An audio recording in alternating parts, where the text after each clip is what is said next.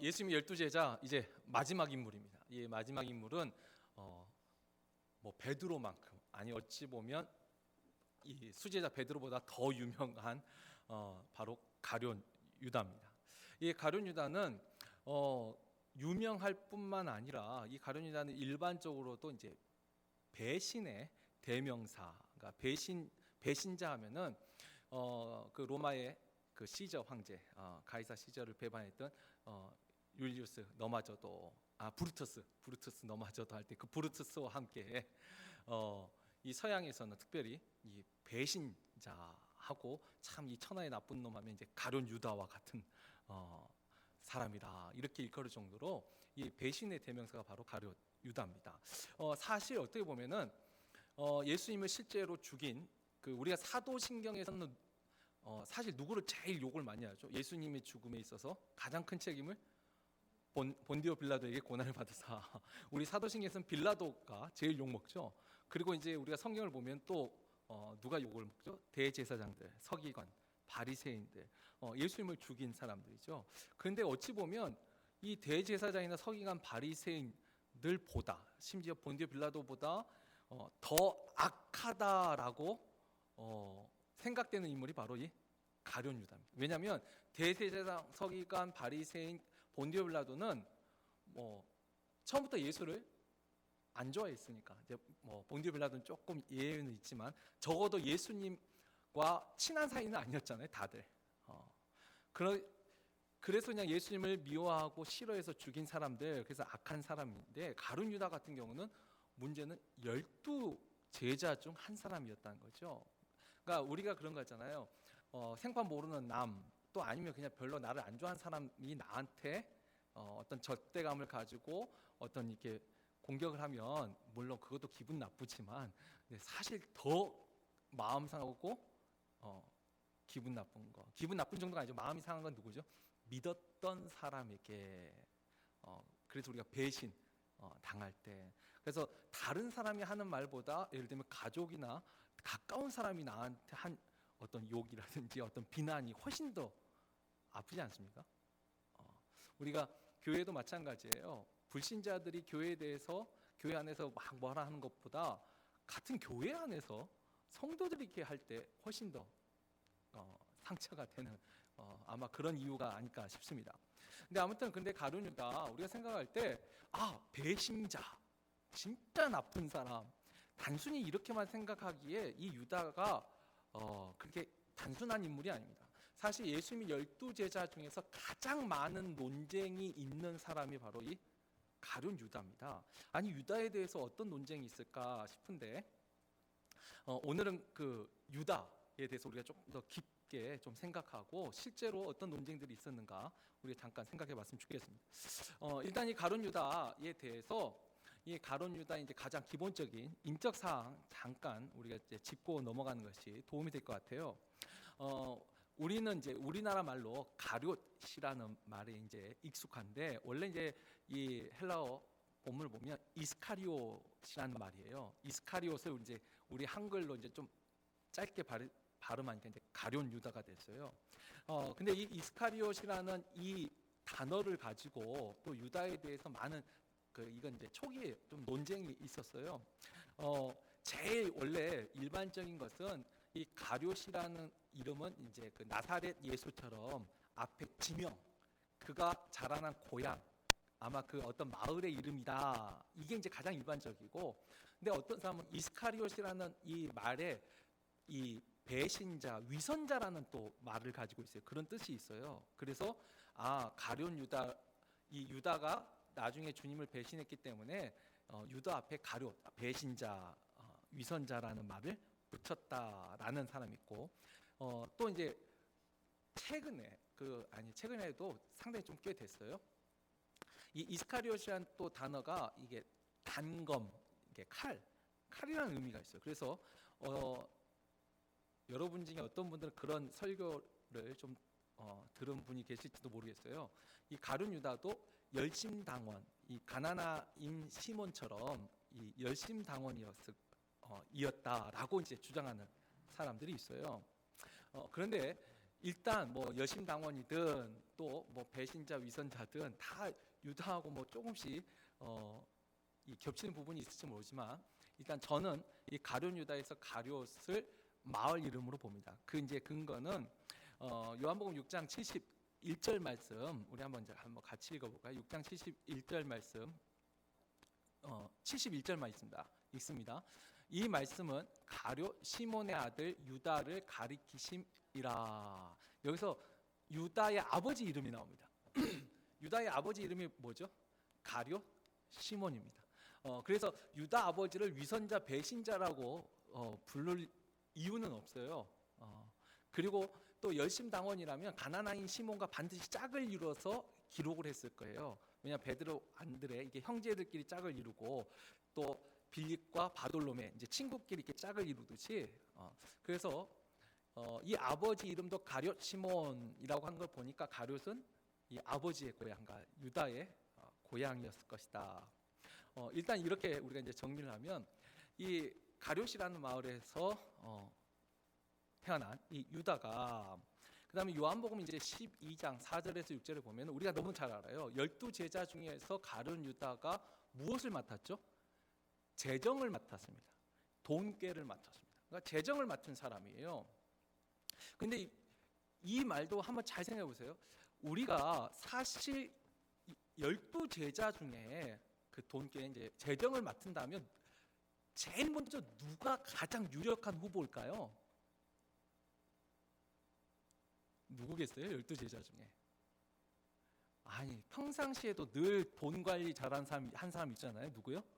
마태, 세리 마태가 있어요. 우리가 생각할 때 그렇죠. 교회 안에서 재정부 하면은 제일 먼저 1순위로 떠오르는 직업군이 누구예요? 은행원 아니면 회계사, 어떤 세무, 그러니까 다 금융계 이쪽에 관련된 분들을 우리가 제일 먼저 생각하기 쉽지 않나요? 별로 안 그러시는군요. 네. 그런데 전혀 어찌 보면 마태가 분명히 있음에도 불구하고 재정을 이 유다에게 맡겼습니다. 자 그렇다면 적어도 가룟 유다가 우리가 이제 12장 6절에 보면은 이 사도 요한은 굉장히 유다에 대해서 노골적인 평가를 내렸어요. 거기 보면은 이렇게 말하면 여기서 이렇게 말한 건 그 아시죠? 그 향유 옥합을 부었을 적에 다른 제자들하고 몇 사람하고 가룟 유다가 왜 이것을 낭비하느냐? 이것을 300데나리온 팔아서 가난한 사람들에게 나누어 주었으면 좋았을 뻔했다라고 이렇게 책망하는 말이에요. 근데 사도 요한은 그 말을 다른 제자들은 모르지만 일단 적어도 가룟 유다가 말할 때는 뭐라고 평가를 했냐면 이것은 그가 가난한 자들을 생각함이 아니요 그는 도둑이라 돈깨를 맞고 거기 넣는 것을 훔쳐 가미러라. 자, 왜 사도 요한이 이렇게 아주 노골적으로 가룟 유다를 평가를 했을까? 근데 보세요. 만약에 가룟 유다가 처음부터 부정직한 사람, 그러니까 이렇게 뭐 돈깨를 넣고 거기서 있는 걸 빼간 사람이라면 과연 재정을 맡겼을까요? 처음에? 아까 세리 마태가 있는데도 아니요. 가룟 유다가 적어도 우리가 추측할 수 있는 건 뭐냐면 처음 예수님의 제자가 될 당시 유다는 정직한 사람이라는 어떤 평가를 들었을 거라고 우리가 짐작할 수 있습니다. 그런데 중요한 것은 중간에 변해 갔다는 거예요. 지금 사도 요한 이렇게 노골적인 평가를 한 것이 나중에 유다가 예수님을 배신했기 때문에 저는 도적이라 이렇게 평가를 했을까요? 배신한 것 때문은 아닌 것 같아요. 재정을 맡으면서 언젠가부터 지금 이 향유옥합은 예수님이 이제 십자가에 못 박혀 돌아가시 바로 직전에 일어난 사건이에요. 그러니까 예수님의 공생의 3년의 마지막 단계예요. 첫 해는 괜찮은데 둘째, 셋째 가는데 좀 뭔가 이상한 것을 느꼈던 것 같아요. 뭔가 이 재정에 있어서 마이너스가 생기는 거. 그래서 사도 요한은 말하죠. 저는 도적이라 그 돈께 있는 것을 훔쳐 가미러라. 그러니까 계속 훔쳐 오고 있었는데 또 그러려고 그런다. 지금 이 말을 하는 거죠. 그럼 이걸 통해서 또 우리가 유다에 대해서 짐작하고 추측할 수 있는 게 뭐냐면 처음에는 정직한 사람이었는데 그래도 정직하다고 인정받는, 아니 적어도 정직하다고 인정을 안 받았더라도 적어도 부정직하다, 불의하다라는 생각은 안 들었을 거예요. 처음에는. 그러니까 재정을 맡겼겠죠. 뭔가 계산도 잘하고 뭔가 사리가 분별한 것 같고 그 합리적인 것 같고. 그런데 중간에 유다는 바뀐 모습을 보여줬다. 우리가 추측할 수 있습니다. 자, 그리고 이 유다에 대해 또 우리가 알 수 있는 이제 마지막 그 이 사건은 유다 성경에서 특별히 신약에서 기록된 최초의 자살자라고 할 수 있어요. 물론 자살은 그 전에도 많이 있었겠죠. 그러나 기록으로 남은, 또 예수님을 믿고 나서 자책과 회개가 아닌 자책이, 이건 나중에 좀 다시 한번 설명하죠. 자책과 그다음에 자살한 사람이 바로 이 가룟 유다입니다. 근데 이 자살할 때 그가 죽은 이 모습에 대해서도 또 유다는 논란이 좀 많았어요. 왜냐하면 오늘 우리가 읽었던 그 본문에 보면은 5절에 유다가 은을 성소에 던져놓고 물러서 스스로 목매어 죽은지라. 목매달아서 죽었어요. 그렇죠? 그리고 나서 6절에 보면 대제사장들이 그 은을 거두며 이르되 이것은 핏값이라 성전고에 넣어둠이 옳지 않다 하고, 왜냐하면 유다가 내가 무지한 자를 팔았다 하면서 은 30을 그냥 성전에 던져버렸거든요. 그랬더니 나중에 대제사장들이 이것을 다시 성전, 그러니까 헌금으로 넣는 것은 옳지 않다 해가지고 그걸로 밭을 하나 샀어요. 그 밭 이름이 뭐예요? 피밭이라. 자, 이것이 오늘 마태복음의 기록이라면 이 똑같은 내용이 사도행전 1장 18절과 19절에 기록되어 있는데, 이것도 우리 한번 같이 읽어보겠습니다. 다 같이 읽습니다. 이 사람이 불의의 삭수로 밭을 사고 후에 몸이 곤두박질하여 배가 터져 창자가 다 흘러나온지라. 이 일이 예루살렘에 사는 모든 사람에게 알려져 그들의 말로는 그 밭을 아겔다마라 하니 이는 피밭이라는 뜻이라. 여기서 이제 뭐가 논쟁이 됐을까요? 마태복음에서 목매어 죽었다 했는데 사도행전에서는 곤두박질해서 배가 터져 창자가 다 터져서 죽었다. 그 다음에 또 하나, 마태복음에서 피밭을 산 사람은 누구예요? 피밭의 주인이 누구예요? 대제사장들이죠. 유다가 산 게 아니죠. 대제사장이 샀어요. 근데 사도행전에서는요, 이 사람이 샀다. 이 사람이 샀다. 이게 조금 또 말이 안 맞는 거예요. 자, 여기에 대해서 일단 아까 죽음의 모습은 목매달아 죽었으나 곤두박질쳐서 배가 터져 창자가 다 흘러나와 죽었다. 근데 이것이 이제 모순되지 않는 게 목매달아 죽었는데 그 끈이 끊어지면서 떨어져서 죽었다. 이거 연결이 됩니다. 그리고 또 하나, 그가 떨어져 그 목매달은 장소, 그게 이제 지금 이제 이 피밭 아겔다마하고도 연관이 되는데, 이 아겔다마가 있는 곳이 어디냐면은 그 예루살렘에 우리가 잘 아는 흰놈의 골짜기 이 한쪽 경사면에 있어요. 그러니까 절벽지대예요. 그러니까 절벽 위에서 목을 매달았으면 우리가 생각할 때 한국식으로 생각하니까 나무에서 목 매달면 아무리 거기서 떨어져 죽는데 이게 터지겠어요? 그러나 그가 이제 이 아겔다마란 또 예루살렘 지형을 생각하면 목을 매달을 때 끊어졌을 때 절벽으로 떨어졌다면 충분히 그럴 수 있다라는 것이죠. 그리고 또 하나, 아겔다말은 과연 누구의 밭인가? 마태복음처럼 대제사장의 밭인가? 사도행전처럼 가룟 유다가 주인인가? 근데 여기에 대해서도 두 가지 이제 이야기가 있었어요. 하나는 이 유다가 아까 불의의 그러니까 부정을 통해서 재물을 빼돌렸잖아요. 그 빼돌린 그것으로 땅을 샀다. 그리고 그 자기 땅에서 목매어 죽었다. 이 설이 하나 있고, 또 하나는 이 사람이 불의의 삭수로 밭을 샀다라는 이 표현이 유다가 샀다는 것이 아니고 결국 유다의 돈이었잖아요. 대제사장들이 자기들 돈으로 산 건 아니에요. 유다의 돈으로 샀기 때문에, 그 값으로 샀기 때문에 산 건 대제사장이지만 이 밭의 소유자는 가룟 유다라. 이제 이 표현. 저 같은 경우 이제 후자를 받아들여요. 자, 아무튼 이 유다의 생애에 있어서도 좀 이런 가벼운 논쟁들도 많았어요. 그의 죽은 모습과 또 아겔다마의 그 위치, 그다음에 그 이름을 가지고도 이것 저것 그만큼 논쟁이 많아요.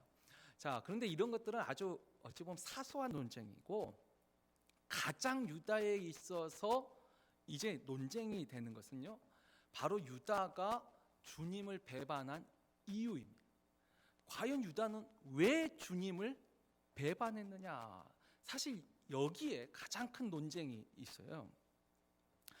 일단 우리가 이제 처음 생각할 건 뭐냐면은 유다가 스스로 자신의 의지적인 의지로 주님을 배반했다라는 것이 있어요. 우리가 이 가룟 유다가 예수님을 배반할 때 이제 첫 발걸음이 뭐냐면 대제사장과 서기관을 찾아가요. 대제사장을 찾아가서 내가 이 예수를 당신들에게 넘기겠습니다라고 말을 해요. 근데 그 말을 언제 하냐면 그게 바로 아까 우리가 좀 전에 얘기했던 향유 옥합을 그 여인이 예수님의 발에 부었을 적에 주님이 어떻게 말씀하시죠? 가만두어라. 가난한 사람들은 항상 너희와 함께 있거니와 이 여인은 지금 나의 죽음을 준비하는 것이다 라고 말씀하세요. 근데 그 말을 듣고 나서 유다가 요한복음 12장 6절에 보면은 그 말을 듣고 나서 유다가 대제사장을 찾아갑니다. 그 향유옥합 사건이 실제로 가룟 유다가 예수를 배신하게 된 계기가 돼요. 자, 그렇다면 그 속에서 이제 우리가 추측할 수 있는 건 뭐냐면 적어도 유다가 그렇죠, 자기 생각과 다르게 예수가 행동을 한 거예요. 물론 그 진짜 속마음은 탐욕이 있었어요. 그러나 일단 겉으로는 뭐라고 말하겠죠? 이것을 300데나리온에 팔아 가난한 자들에게 나누어 주었어야 된다. 근데 거기에 대해서 예수가 반대를 한 거예요. 아마 가룟 유다는 그런 생각이 일단 자기 생각대로 안 된 거예요. 자기 생각대로 안 되니까 예수를 지금 배신을 하는 거죠. 아마 유다는 이런 생각을 했을 수도 있어요. 이 예수는 약자와 빈자를 무시하는 사람이라. 가난한 사람들을 무시하는 사람. 또 일단 그 밑바탕의 가장 큰 원인은 자기 기대하고 다른 거죠. 기대와 다른 모습. 거기에 대해서 이제 유다가 예수를 배신했다. 자, 그리고 또 하나는 이 예수가 가룟 유다를 그 제자들 앞에서 어찌 보면은 약간 망신을 준 거예요. 그러니까 그러니까 탐욕이 원인이 됐든 아니면 예수님이 그 책망에 자신이 어떤 수모와 또 어떤 거부감, 아까 반발심이 있을 수도 있어요. 그 거부감 때문에 예수를 배신했다.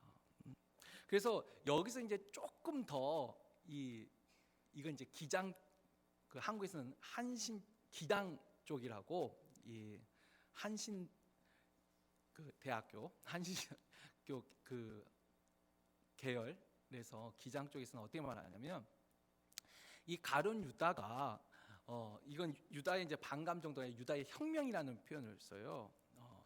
이 유다가 자기가 원하는 예수의 모습이 있어요. 또 자기가 원하는 하나님 나라가 있었어요. 자기도 원하는 건 다른 제자와 똑같아요. 예수님이 이 땅에서 힘과 어떤 권력을 얻는 것이죠. 근데 그것을 앞당기기 위하여서 자신이, 그러니까 예수님을 어찌 보면 배신하고 파는 것으로 어떤 혁명적인 결단을 했다라고 말을 해요. 그러니까 이런 거죠. 내가 예수를 이렇게 대제사장들 팔면 예수님도 어떤 행동을 취하시겠지. 그러니까 그런 기대를 가지고. 자, 근데 이건 너무 좀 멀리 간 것 같고요. 근데 어찌 됐든가 이 유다가 예수님을 배신한 거, 우리는 그 이유를 이 유다가 예수님에 대해서 가지고 있던 자기가 가지고 있던 기대, 자기 희망과 달랐기 때문에, 이것을 제가 자주 쓰는 표현으로 바꾸자면 자기 중심적인 믿음을 가지고 있었기 때문에 자기가 생각하는 모습과 다르니까 예수를 배신한 거예요. 사실 이것은 우리가 인간 세상에서 꼭 가룟 유다와 예수님 관계뿐만 아니라 우리 인류 역사, 그리고 역사뿐만 아니라 지금 현 시대에도 배신하는 이유가 뭐예요? 다 이유가 뭐예요? 자기 기대와 달랐다는 거예요. 자기 생각과 달랐다는. 우리 거기서 배신이 시작되지 않아요? 내 생각과 똑같은 사람을 누가 배신합니까? 근데 나와 다르다는 거예요. 근데 물론 여기서 충성된 사람은 나와 생각이 달라도 그 약속을 지킨 사람을 우리가 충성되다 말하고, 배신한 사람은 다 원인은 다 뭐냐면 내가 기대했던 사람이 아니었다. 이게 이제 배신의 이유라는 거예요. 자, 이것이 이제 가룟 유다가 의지적으로 그를 배신했다라는 측면이라면, 그 다음에 참 우리가 이제 어찌 보면 이제 이 컨퓨즈 또 논쟁이 되는 게 뭐냐면, 이제 성경에 이 가룟 유다의 배신은 곧 하나님의 계획이었다. 이 말이 이제 성경에 또 기록이 되어 있는 거예요. 자, 오늘 여기서 우리가 성경 세 군데를 한번 찾아보죠. 일단 요한복음 13장 18절 말씀입니다. 요한복음 13장 18절 말씀 우리 다 같이 읽겠습니다. 내가 너희 모두를 가리켜 말하는 것이 아니니라. 나는 내가 택한 자들이 누구인지 암이라. 그러나 내 떡을 먹는 자가 내게 발꿈치를 들었다 한 성경을 응하게 하려는 것이니라. 아멘. 지금 이거 마지막 최후의 만찬 때 예수님이 자신을 배신할 사람을 가룟 유다라고 딱 지명했어요. 알려줬어요. 그런데 중요한 건 뭐죠? 성경을 응하게 하려는 것이다. 예언을 성취하려는 것이다. 주님이 말씀하셨어요. 또 17장 12절 말씀도 또 같이 읽겠습니다. 요한복음 17장 12절 말씀입니다. 내가 그들과 함께 있을 때에 내게 주신 아버지의 이름으로 그들을 보존하고 지키었나이다. 그 중에 하나도 멸망하지 않고 다만 멸망의 자식뿐이오니 이는 성경을 응하게 함이니이다. 주님께서 우리가 이제 이 예정론에서 이 요한복음 17장 12절을 굉장히 중요하게 여기는데, 이 아버지가 주신 사람은 한 사람도 잃어버리질 않았어요. 잃어버린 사람은 오직 멸망의 자식. 여기서 멸망의 자식이 누구겠어요? 그러니까 가룟 유다와 같은, 실제로 가룟 유다와 같은 이 사람이 잃어버렸다. 근데 또 중요한 말은 뭐죠? 성경을 응하게 함이니이다. 자, 그렇다면 여기서 말하는 계속 이 성경을 응하게 한다, 예언을 성취했다. 그렇다면 그 예언이 뭘까요? 그 예언이 바로 시편 41편 9절 말씀이에요. 시편 41편 9절 말씀 또 같이 읽어보죠. 내가 신뢰하여 내 떡을 나눠 먹던 나의 가까운 친구도 나를 대적하여 그의 발꿈치를 들었나이다. 그러니까 내 친구가 나를 대적하여서 나를 배신하고 발꿈치를 들었다. 이 예언을 성취하기 위하여 가룟 유다가 주님을 배신했다라는 것입니다. 이 예언을 성취하기 위해서 유다가 주님을 배신했다. 자, 그러면서 이 말씀과 함께, 그러면 유다가 예수님을 배신한 것은 그러면 하나님이 시킨 것인가? 그것을 성취하기 위해서 하나님이 시켰느냐라고 할 때, 하나님이 일부러 시키시지 않죠. 우리는 여기서 이제 나온 게 하나님의 유기라고 하는데, 내버려 둔다는 거예요. 무엇을 내버려 두었느냐 할 때, 사탄이 이 가룟 유다를 그러니까 유혹하는 것을 그냥 내버려 두셨다.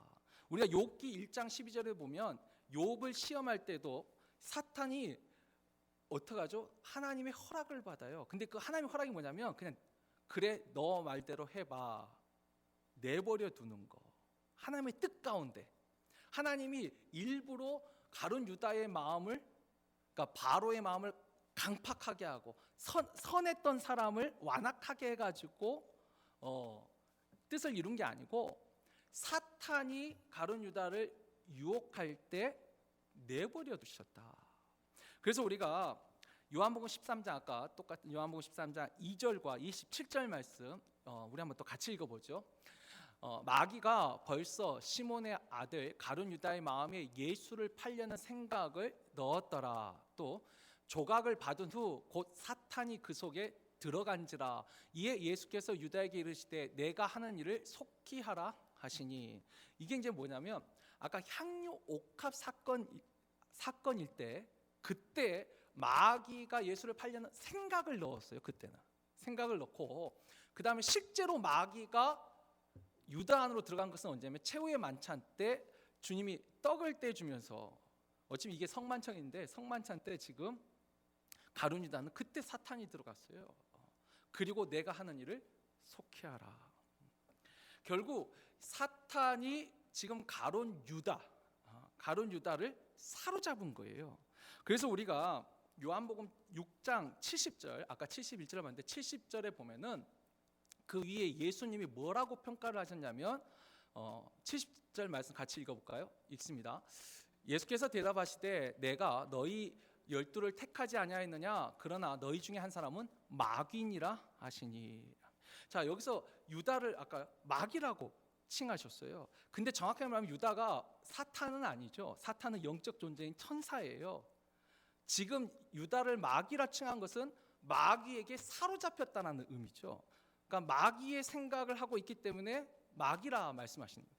우리가 이와 같은 표현을 그 대표적인 수제자 베드로에게서도 발견하지요. 우리가 그 바로 그 옆에 우리가 너무나 잘 아는 마태복음 16장에서 그렇죠. 이 베드로가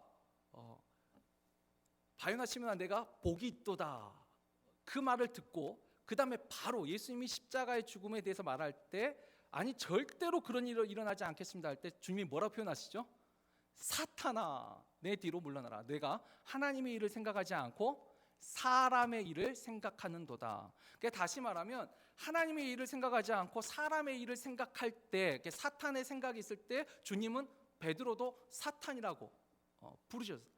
베드로 안에 있는 사탄을 물론 지명하셨지만 결국은 사탄이 그 속에 있다는 거죠. 그리고 또 하나, 그러니까 사탄의 생각에 사로잡혔어요. 사탄의 미혹을 받은 거예요. 근데 여기서 이제 또 우리가 이제 좀 또 어려운 부분이 뭐냐면 누가복음 22장 31절에서 34절 말씀이에요. 누가복음 22장 31절에서 34절 말씀, 이것도 우리 한번 같이 읽어볼까요? 있습니다.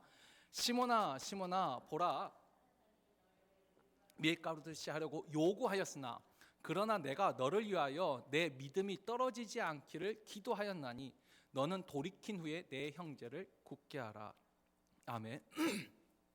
자, 지금 베드로가 하는 것이 뭐죠?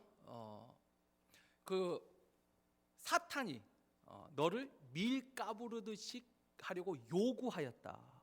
그렇죠. 사탄이 욥도 마찬가지지만 하나님 앞에 허락을 받아야 되는 거예요. 주님 앞에. 근데 주님이 허락하지 않으신 거예요. 그리고 너는 오히려 돌이킨 후에 내 형제를 굳게 하라. 그러니까 사도 베드로에게는 너는 돌아켜서 회개하고 다시 사명을 감당하라 라고 말씀하시는 거예요. 자, 여기까지 보면은 이제 가룟 유다는 분명히 하나님의 계획 속에서, 하나님의 섭리 속에서 하나님의 예언을 성취한 사람으로 그냥 어찌 보면 좀 그죠, 논쟁이 되는 이용을 당한 거예요. 사도 베드로는 그 사탄의 유혹도 주님께서 막아주시는데 왜 기도하셨잖아요. 근데 유다 같은 경우는 사탄이 들어가는데도 그냥 너 할 일을 하라. 자, 여기까지 이렇게 말하면 이제 가룟 유다가 이제 어떤 논쟁이 되냐면 과연 가룟 유다에게 그럼 책임이 있느냐라는 거예요. 하나님의 뜻을 이루기 위하여서 그가 오히려 쓰임 받은. 그래서 이 유다에 대한 이건 얼마 전 최근까지도 그런 논쟁이 있었어요. 외경 중에 하나 유다 복음이라는 것이 있어요. 유다 복음. 이게 이제 최근에 발굴된 외경이에요. 우리가 이제 그걸 인정하진 않는데 그 외경에서 그런 표현이 나와요. 유다가 주님과 대화하는 장면이 나와요. 그러니까 유다가 이 성경의 예언을 이루기 위하여서 누군가가 떡을 떼어 떼어준 그 누군가가 주님을 배반해야 되잖아요. 근데 유다가 제가 그렇게 하겠습니다 라고 말하면서 배신했다. 이게 이제 유다 복음서의 이제 중요한 내용이에요. 물론 이건 우리가 인정하지 않아요. 가설이에요. 그러나 이것과 연관해서 아까 했죠. 하나님의 뜻을 이루기 위하여서 유다가 예수를 배신했다면 그 유다를 정죄하는 것은 하나님의 의로움이 아니다. 그리고 분명히 예수님이 아까 요한복음 13장 18절에도 내가 너희 12를 택하였느니라. 분명히 예수님이 밤새도록 기도하시고 유다를 제자로 선택하셨어요. 분명히 택하셨어요.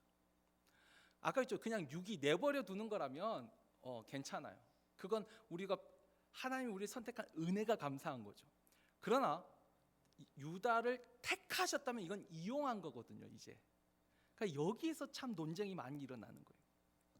그러니까 결국 이겁니다. 유다는 왜 주님을 배신했느냐? 하나님의 계획, 하나님의 말씀을 성취하기 위하여 배신했다. 그게 이제 성경에 기록되어 있어요. 맞습니다. 그러나 그것만 하게 되면 유다에게 과연 우리가 죄를 물을 수 있느냐? 하나님의 공의는 어디 있느냐? 근데 또 하나 성경은요, 우리에게 또 분명히 말하죠.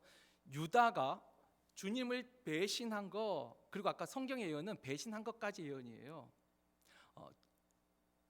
그 다음에 유다 회개할 수도 있었어요. 유다가 분명히 주님을 배신할 때 그가 자신의 의지적으로 결단을 했다는 거, 그리고 그 후에 하나님 앞에 회개하고 돌아갈 수 있는 것을 그가 그 길을 선택하지 않았다. 그것도 분명히 유다의 책임입니다. 성경은 이 두 가지를 다 같이 말을 하고 있어요.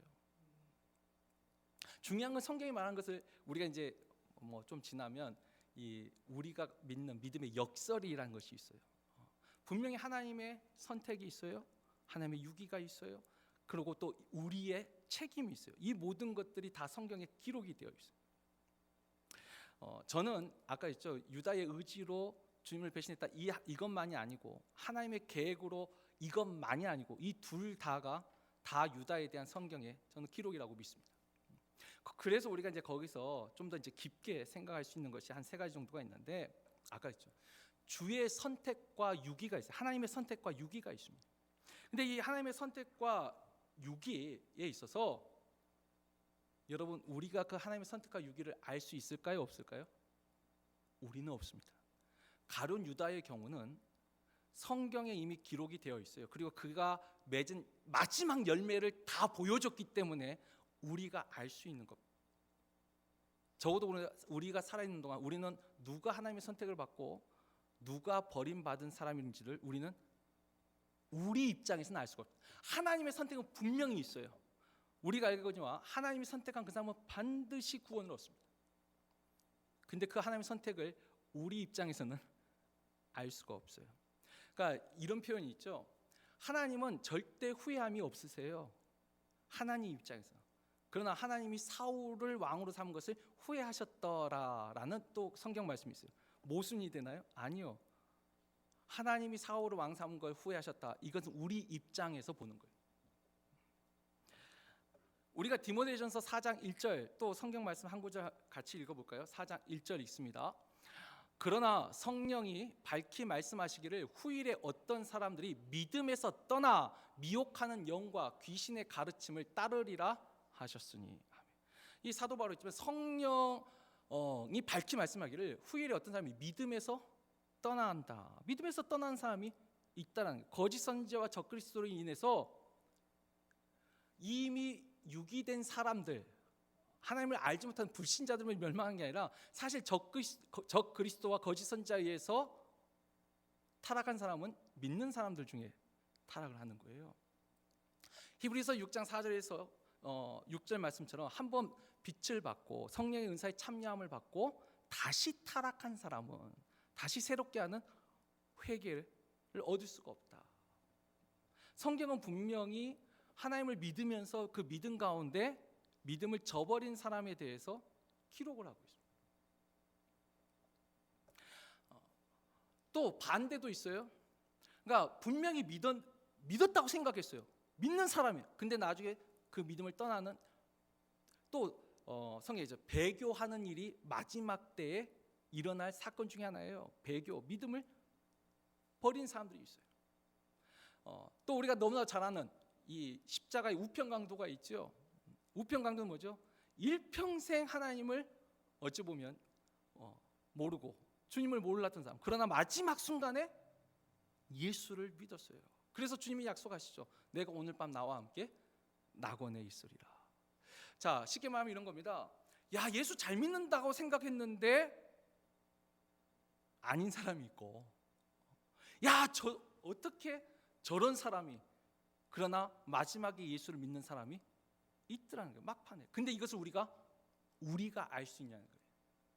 하나님의 선택과 유기는 그것을 그냥 믿는 믿음으로 우리에게 존재하는 거예요. 그 결과를 우리는 알 수가 없습니다. 그러나 성경은 그러면 그런 불확실성 속에서 우리 믿음을 생각하냐? 아니요. 사도 바울이 이렇게 말하죠. 하나님의 영이 아니면 예수를 주라 시인할 수 없느니라. 아버지의 영, 성령이 아니면 아버지라 부를 수 없는 거예요. 우리가 양자의 영을 받았으므로 하나님을 아버지라 부르는, 뭐죠? 우리가 하나님을 아버지라 부르고 예수를 주라 시인하면 이미 우리 안에는 무엇이 있어요? 성령이 내 안에 있다. 성령이 내 안에 있다는 것은 우리가 하나님의 선택을 받았다는 거예요. 그 하나님의 선택을 받았다는 것을 믿고, 그 선택받은 자는 그 무엇도 우리를 하나님 사랑에서 끊을 수 없다는 그것을 믿고 그 안에서 세상이 줄 수 없는 평안과 은혜를 누리는, 그것과 또 하나는 뭐죠? 우리가 선 줄 알거든 넘어질까 조심해야 되고, 내가 복음을 전파하고 도리어 버림받을까 봐 두려워하고, 사도 바울이 원 가지도 아끼지 아니하였는데 하물며 젖붙임을 당한 너희일까 보냐. 이방인들에게도 말할 때도 뭐가 있죠? 우리가 우리의 구원, 우리의 믿음, 우리의 구원을 잃어버릴 수도 있다라는 그 생각을 가지고 근신하는 거.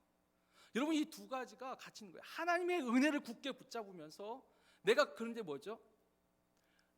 내가 나의 행위로 삶으로 구원을 얻는 게 아니고, 완벽함으로 구원을 얻는 게 아니고, 하나님의 은혜를 끝까지 붙잡는 그것으로 우리가 구원을 얻는 거예요. 하나님의 뜻을 행하려고, 그리고 늘 넘어지고 실족할 때 어떻게 해요? 또 회개하고. 그래서 회개하는 거예요. 구원받는 이 회개 자체를 이제 무시하는 거죠. 한 번 구원받았으니까 우리 구원은 보장받았다. 이건 이제 잘못된 교회. 두 가지를 같이 가지고 있는 거예요. 은혜의 감사와 마음에 세상이 줄 수 없는 평안을 가지고, 그러나 우리가 혹이라도 우리의 믿음을 잃어버릴까 봐 또 마음에 근신하는 마음, 공포에 가까운 두려운 마음 말고 하나님 앞에서 그 조심하고 두려워하는 그 마음, 두 가지를 같이 가지면서, 그래야지 좌로나 우로나 치우치지 않고 오직 하나님 중심으로 걸어갈 수 있다는 거예요. 너무 은혜 한쪽으로 치우치면 구원파로 가는 거예요. 너무 여기서 두려움으로 가게 되면 이제 극단적인 종말주의나 율법주의로 가는 거예요. 무서워하는 종의 영을 받게 되는 거예요. 이 두 가지로 우리가 하나님 중심으로 살아가는 그 믿음을 유지하는 거, 이게 지금 가룟 유다를 통해서도 알 수 있는, 일단 가룟 유다를 통해서도 예수님이 12 제자였어요. 그런데도 적어도 그는 3년 동안 예수님의 말씀을 들었어요. 그런데도 예수를 배신하고 믿음을 떠났다는 거예요. 그리고 또 하나 있습니다. 우리가 가룟 유다와 사실 베드로를 맨 마지막에 제가 같이 묶은 이유가 있어요. 베드로 지난주 기억하시죠? 베드로의 수많은, 베드로를 통해서 배울 수 있는 것 중에 가장 중요한 건, 저는 그는 돌이킬 줄 아는 사도였다. 회개할 줄 아는 사도였다. 반대로 유다는 뭐죠? 회개를 할 줄 몰랐어요. 여러분, 자책과 후회를 회개라고 하지 않습니다. 여러분, 회개는 뭐죠? 하나님 앞에 가는 거예요. 하나님 중심으로 하나님 앞에 가는 거예요. 베드로처럼 주님이 아십니다. 중심을 하나님께 드린 거예요. 유다는 계속 내 중심에서, 내 안에서 자책을 하고 있었을 뿐이에요. 아까 베드로, 지난주에 우리 베드로에게 주님은 회복할 수 있는 시간을 주셨어요. 만약 유다가 자살하지 않고 고통스럽지만 그래도 계속 남아 있었다면 어쩌면 유다에게도 주님은 회복의 시간을 주지 않았을까. 물론 저의 추측입니다. 왜냐하면 성경의 예언은 배반한 것까지가 있지 그 다음까지 예언된 건 아니에요. 오직 주님만이 정관사를 붙여 그 사람이 죽을 거고 어떻게 죽을 것이고 어떻게 부활할 것인지 정확하게 예언되었어요. 이 배신자는 정관사가 없어요. 누가 배신할지. 베드로도 배신한 건 똑같아요. 떡을 먹던 똑같은 떡을 먹었지만 배신한 건 마찬가지죠. 부인한 거나.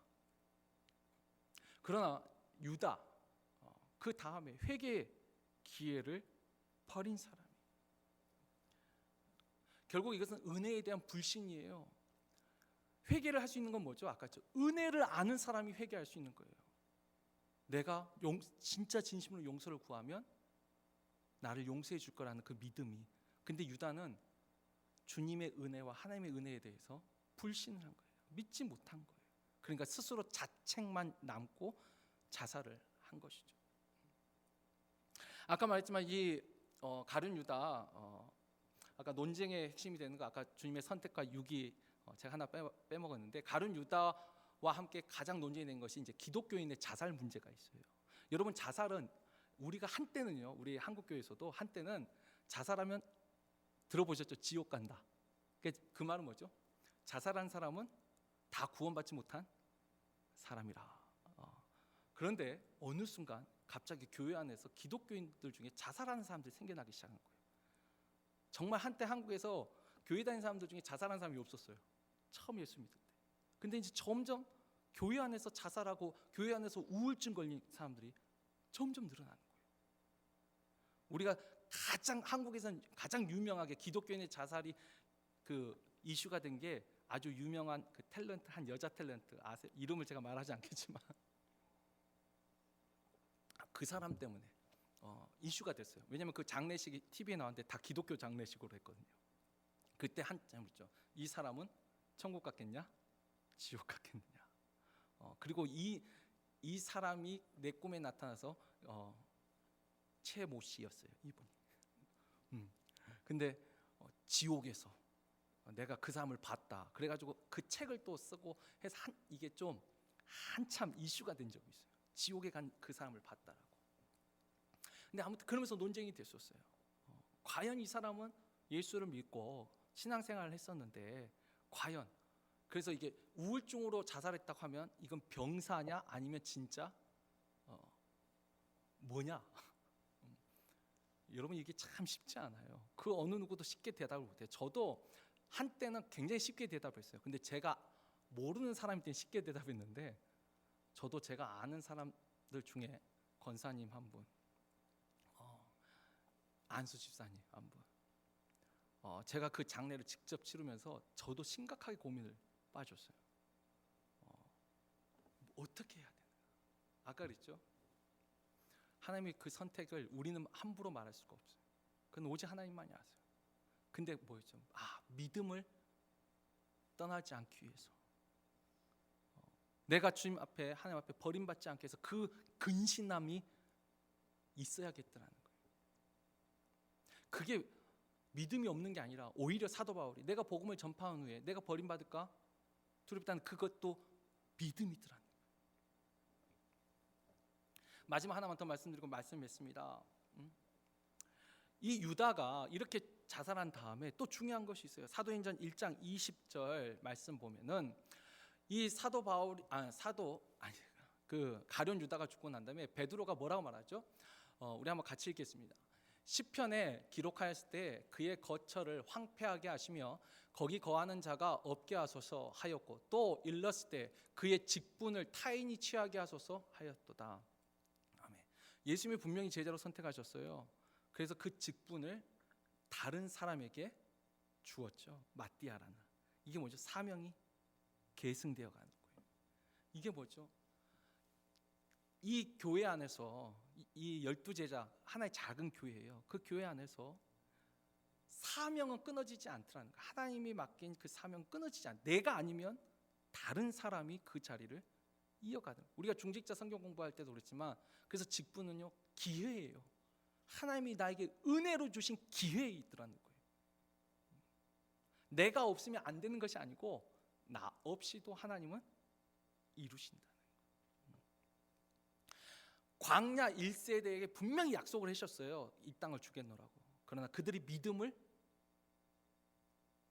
시험 받았을 적에 믿음을 통과하지 못할 때 어떻죠? 광야 2세대가 하나님은 그 약속은 이어가시죠. 사명은 이어가세요. 자, 이제 예수님의 12제자 시리즈가 다 끝났어요. 여러분 12제자가 이런 사람 머릿속에 얼마나 남으셨어요? 다 남으면 좋겠지만 다 안 남아도 좋아요. 차라리 안 남은 게 좋아요. 그래 내가 또 설교하죠 나중에. 그런데 이건 하나 남으세요. 예수님의 12제자를 통해서 우리가 하나 배우는 거 아까 했죠. 최초의 작은 교회, 우리 초대교회가 최초의 교회가 아니라 예수님이 제자 삼은 12제자, 이게 어찌 보면 최초의 기독교 공동체 교회예요. 그 교회 안에 주님이 어떤 사람들을 제자를 삼았어요? 우리가 잘 봤죠. 각기 개성이 다 달라요. 각기 개성이 다 달라요. 어찌 보면은 매국노라 불렸던 세리 마태가 있어요. 또 어찌 보면 열심당원 가나안인 시몬이 있어요. 정반대 사람. 또 베드로나 이 세베대 아들들 요한과 야고보처럼 막 다혈적이고 활발한 사람이 있어요. 그러나 그 한쪽에는 그 동생 베드로의 동생이었던 안드레나 또 작은 야고보 같은 정말 조용하게 겸손하게 또 주를 섬기는 그런 사람도 있었어요. 또 아까 있죠. 베드로, 요한, 야고보처럼 어찌 보면 약간 무식한 배움이 없는 어부들도 있었지만 빌립과 나다나엘처럼 합리적이고 헬라 지식에도 통달한 사람들이 있었어요. 그러니까 무식한 사람, 유식한 사람, 다혈질인 사람, 얌전한 사람, 그리고 또 사람들한테 욕먹는 사람, 또 과격한 사람, 또 의심 많은 사람도 있었어요. 도마도 있었어요. 또 다데오 같이 세상에서 이름을 날려야 된다 이런 사람들도 있었어요. 물론 이 중에는 반역자 유다도 있었습니다. 뭐죠? 정말 각기 다른 사람들이 다 하나로 공동체를 이루었었다라는 거예요. 여러분 교회 안에 다 나와 똑같은 사람만 있기를 바라세요? 그러면 그거 이상한 거예요. 그리고 사실 이 교회 그 신학자 중에 가룟 유다를 통해서도 이런 말을 해요. 교회 안에 늘 반대하는 10%가 있어야지 그게 진짜 건강한 교회다. 만약에 그 10%도 없으면 그건 독재다. 근데 10%를 넘어가면 이제 병든다. 10% 정도는 있어야지 다른 목소리를 내는 그 소리가 있어야지 건강하다. 저도 공부하면서 그게 맞다라는 생각을 해요. 그러잖아요. 예를 들면 제가 뭔 말 할 때마다 네 맞습니다. 그러면 이제 다 북한식 교회. 아니요. 다른 의견은 있어야 돼. 그게 건강한 교회. 뭐죠? 각기 다른 모습으로 각기 다른 지체로서 한 몸을 이루는 것이 교회다. 그리고 그 속에서 어떻게 하죠? 우리가 12제자 쭉 봤지만 다 조금씩 다 성장해 가더라는 거예요. 믿음이 성숙해 가더라는 거예요. 의심 많은 도마도 다혈적인 베드로도 다 성장해 가더라는 거예요. 오늘 우리가 이제 12사도를 정리하면서 나도 이와 같이 하나님의 교회를 이루는 한 일원으로 그 속에 그 제자의 모습으로 제가 처음에 그랬죠. 12제자의 모습 어느 한 모습 작은 거라도 하나씩 내 안에 있기를 기도하자고. 그 같은 모습으로 나도 교회를 섬기고 그러나 마지막 가룟 유다를 보면서 나는 베드로처럼 돌이킬 줄 아는 제자가 돼야지. 회개의 기회마저도 버리는 이와 같은 유다가 그 믿음을 떠나는 그런 사람이 되지 않도록 믿음을 떠나 배교하는 그런 일은 하지 않도록 하나님 내 믿음을 늘 지켜주옵소서. 더 은혜에 더 집중하고 더 하나님의 은혜에 사모하는 우리 모두가 되기를 주의 이름으로 축원합니다.